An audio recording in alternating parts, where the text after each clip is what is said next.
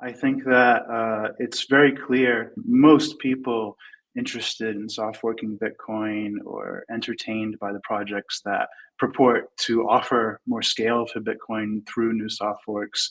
The reason why they can't figure it out is because they don't understand how it actually works, and their motives aren't actually for the best, for the benevolence of the user base. Their motives, they have other personal motives, like seeing their own project become real or having more things to experiment with, this kind of thing. And so the reason why they couldn't figure it out, and I can put it really simply, like, consensus is not built, it is enforced. We already have consensus. That's why you can't find it. That's why you can't figure out how to make it, is because we already have it. What Bitcoin is right now is consensus. What they are is anti-consensus. They are centralized interests that are trying to influence the Bitcoin network, the rules of the Bitcoin network, the behaviors of the capabilities of the users, etc. And so they are actually indistinguishable from attackers.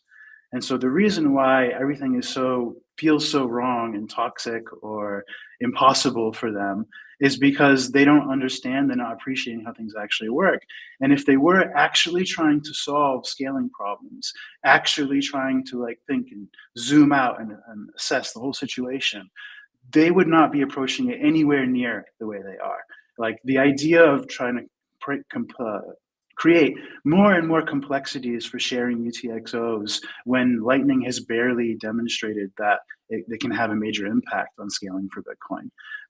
To add complexities that can be combined with other complexities that we have no hope of actually measuring the impact of, or what the kind of composability may actually do in unforeseen ways and undesired ways.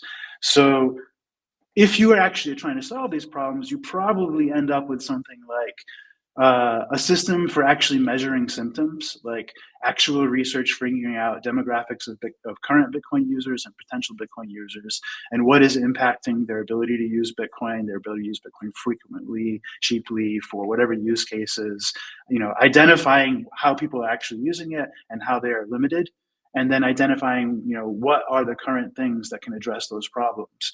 But first you have to have like symptoms of a problem. You have to have evidence. You have to substantiate the soft fork in some real way.